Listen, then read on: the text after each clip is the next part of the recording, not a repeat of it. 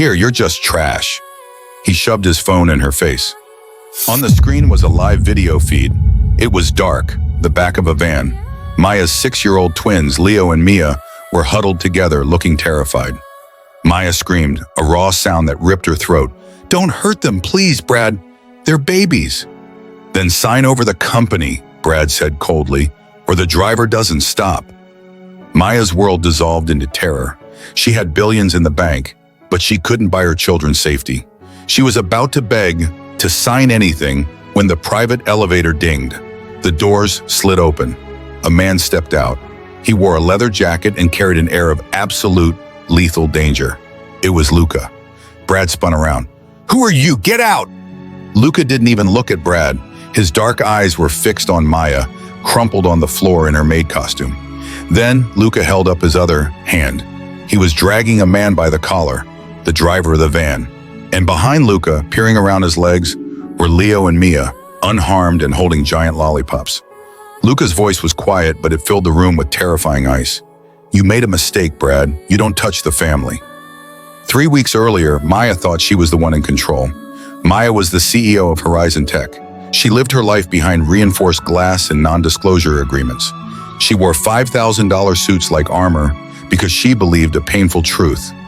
Nobody loved a billionaire for herself. They only loved what she could give them.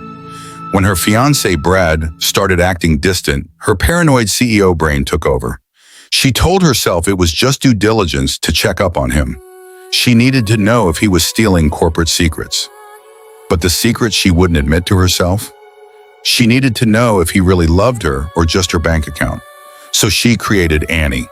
She bought a cheap gray wig, ugly glasses, and loose, faded clothes at a thrift store. She scrubbed off her expensive makeup and hired herself out through a cleaning agency to service Brad's penthouse. It was terrifying how easy it was to become invisible. As Annie, nobody looked twice at her. It was her third time cleaning Brad's apartment when her world shattered. She was dusting his home office, trying to ignore how empty the shelves were when Brad stormed in, talking loudly on his phone. He didn't even glance at the help in the corner. "I told you, the timeline has moved up," Brad snapped into the phone. "I'm marrying the cash cow next month. But the baggage, the twins, they need to be gone before the wedding. Make it look like an accident." Maya froze. The duster slipped from her numb fingers and knocked over a delicate glass vase. It shattered against the hardwood floor with a deafening crash. Brad spun around, furious. "You clumsy idiot! Do you know how much that cost?" Maya couldn't breathe. She was trembling, ready for him to fire her, or worse, recognize her. But another voice spoke from the doorway, deep, smooth, and dangerous. "Easy, Brad. She's just a frightened little bird." Maya looked up, terrified. Standing there was a man she had never seen before. He was dressed in impeccable black, radiating a silent power that made the air in the room feel heavy. He had a scar above his left eyebrow and eyes that seemed to see right through her ugly glasses. He was looking at her not like a maid and not like a CEO. He was looking at her like he knew a secret she had forgotten herself. He stepped past Brad, kneeling slowly to help her pick up the broken glass. His hand brushed hers. It was warm. "Be careful," the stranger whispered, his eyes locking onto hers with intense, confusing familiarity. "It's dangerous for little birds when the hawks are circling." He didn't expose her. He just handed her a shard of glass and stood up, leaving Maya breathless, terrified for her children, and utterly confused by the dark-eyed stranger who had just saved her from her own fiancé. Maya went undercover to find the truth, but instead, she found a threat she never imagined, and a protector she didn't recognize. When you wear a mask for too long, do you forget who you really are underneath? Over the next 2 weeks, a strange and terrifying routine settled over the penthouse apartment. Maya, still disguised in her scratchy gray wig and oversized maid's uniform, returned every day. She told herself she was just looking for evidence. Hidden bank transfers or emails that would put Brad in jail before he could hurt her children. She was the CEO of a billion-dollar company, scrubbing toilets to save her family. But there was another reason she came back. A dangerous reason. Luca, the Mafia friend, visited Brad almost daily. But while Brad drank scotch in the living room and bragged about his upcoming merger with the cash cow, Luca spent his time in the kitchen. He would lean against the counter, watching Annie work with a strange intensity. He didn't treat her like invisible furniture. He treated her like she was a puzzle he was trying to solve. One rainy afternoon, the tension broke. Brad stormed into the kitchen, furious about a stalled business deal. In a fit of temper, he swept a tray of crystal glasses off the counter. They shattered across the tile. "Clean it up, Annie," Brad barked, kicking a shard toward her before storming out to take a call. Maya knelt, her knees aching on the cold floor. She reached for a sharp piece of glass, her hand trembling. Suddenly, a large, warm hand covered hers. It was Luca. He had followed them in. "Stop," Luca said. His voice was low, vibrating with a roughness that made her heart hammer against her ribs. A queen shouldn't be on her knees cleaning up a fool's mess.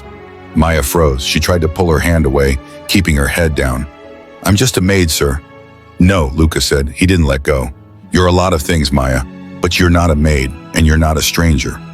He reached into his leather jacket pocket and pulled out a small, creased photograph. He slid it across the floor to her. Maya looked down. Her breath stopped in her throat. It was a photo from 20 years ago, taken at a crumbling foster home playground. It showed a skinny girl with wild hair hiding behind a boy with bruised knuckles and fierce eyes. "That boy," Luca whispered, kneeling beside her, "promised that girl he would always find her, even if she changed her name, even if she became the richest woman in San Francisco." Maya stared at him, tears hot and fast cutting tracks through her fake makeup. The realization hit her like a physical blow. It wasn't a stranger. It was Luca, the boy who had protected her when they were nothing but hungry kids. "You knew," she whispered, her voice cracking. "You knew it was me this whole time?" "I know your eyes," Luca said softly. "I've been waiting for you to drop the act." For a moment, the penthouse disappeared. It was just the two of them. But then Luca's phone buzzed in his pocket. He checked it, and his face hardened. The softness vanished, replaced by the cold look of a man who handled dangerous problems. "I have to go," Luca said urgently, standing up. "Brad made a move I didn't expect. I have to handle it now.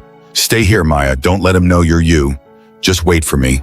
He squeezed her shoulder, turned, and walked out of the kitchen. Maya heard the front door open and close. She was alone. She felt a rush of hope. She had an ally. She stood up, ripping off the itchy wig. Her dark, glossy hair tumbled down. She felt strong. She decided she wouldn't wait. She would grab the USB drive from Brad's office and leave before he noticed.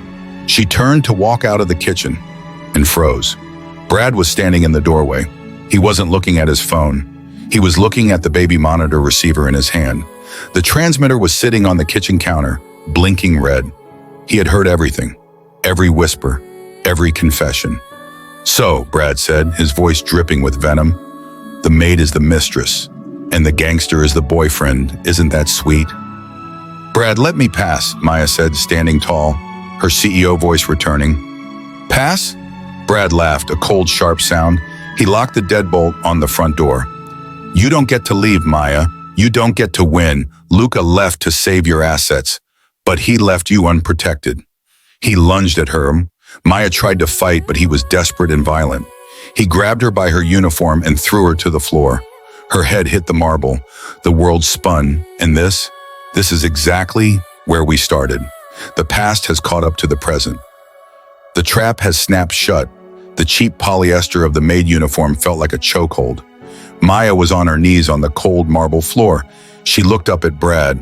He wasn't smiling his charming smile anymore. He was sneering. "You thought you were clever? Playing the maid in your own house?" Brad hissed. He shoved his phone in her face. On the screen was a live video feed. It was dark inside the back of a van. Maya's 6-year-old twins, Leo and Mia, were huddled together, terrified. Maya screamed, a raw sound that ripped her throat. "Don't hurt them. Please, Brad." "Then sign over the company," Brad said coldly, "or the driver doesn't stop." Maya's world dissolved into terror. She had billions in the bank, but she was powerless. She looked toward the door, praying. Ding. The elevator door slid open.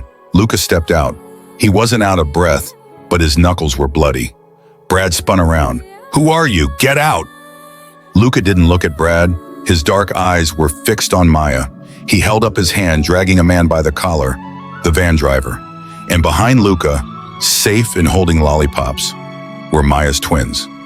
Luca's voice was quiet, but it filled the room with ice. You made a mistake, Brad. You don't touch the family.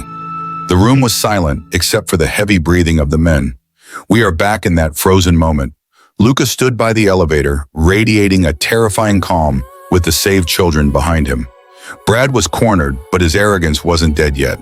He looked at Luca's leather jacket, then at Maya's maid uniform, and a sneer curled his lip. He saw a way out. Brad pulled out his phone, his thumb hovering over the emergency dial. You're an idiot, Luca. Brad laughed nervously. You broke into my house. You assaulted my driver. I'm a respected businessman. You're a known criminal. Who do you think the police will believe? He looked down at Maya, still on the floor. And you, the CEO dressed as a servant? The press will think you've lost your mind. I'll have power of attorney over your company by morning. Luca took a step forward, his fist clenching. He was ready to end Brad, consequences be damned. No, Luca. The voice was quiet, but it stopped Luca in his tracks. Maya stood up. She didn't look like a terrified mother anymore, and she didn't look like a maid. She stood with the posture of a woman who commanded thousands of employees. She wiped the fake dirt from her cheek. You're right, Brad, Maya said, her voice steady. The police might believe a businessman over a man with a record, but I'm not calling the police. Brad frowned. What? Maya reached up to the collar of her cheap polyester uniform. She unbuttoned the top button. It wasn't just a button. It was a tiny, high-definition lens. I'm not calling the police, Maya repeated, a small, cold smile touching her lips. I'm calling the board of directors. She pulled her phone from her pocket and turned the screen toward Brad. It showed a live stream count, 1.2 million viewers. You see, Brad, when I went undercover, I needed insurance. This entire interaction, your confession, the kidnapping order, the threat to kill my children, has been live streaming to my company's internal server and 3 social media platforms. Brad's face went pale. The blood drained from his skin. The police are already on their way, Maya said, stepping closer to him. Not because I called them, but because half of San Francisco just watched you threaten to murder 2 children. Brad dropped his phone. It clattered on the floor, just like his future. The resolution, moments later, the sound of sirens filled the air below. Police burst into the penthouse. There was no confusion. They didn't look at Luca. They went straight for Brad. As they handcuffed him, dragging him past the woman he tried to break, he screamed, "She's crazy. She's lying." But nobody was listening. Maya didn't watch him go. She was already on her knees again. But this time it was to hug Leo and Mia. She buried her face in their necks, smelling their hair, crying tears of pure relief. Then she looked up. Luca was standing by the elevator, looking awkward. He started to back away. I should go, he muttered.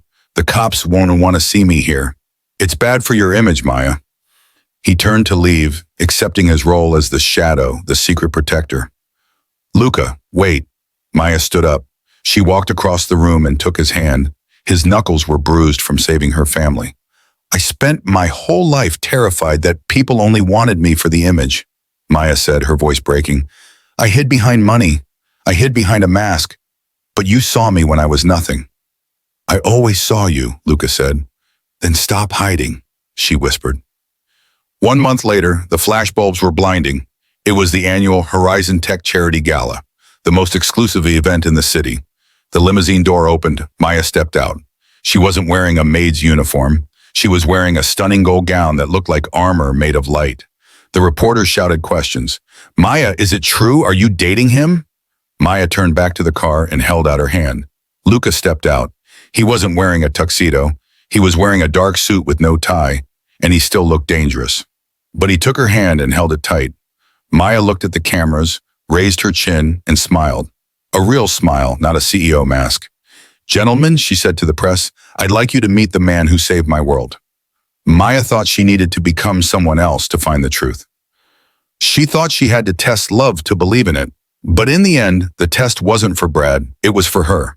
She had to learn that real love isn't about who looks perfect on paper. Real love is about who shows up when the rain starts falling. What about you? Have you ever felt like you had to hide who you really are just to be loved? Or have you ever let a good person go because they didn't fit the picture of what you thought you wanted?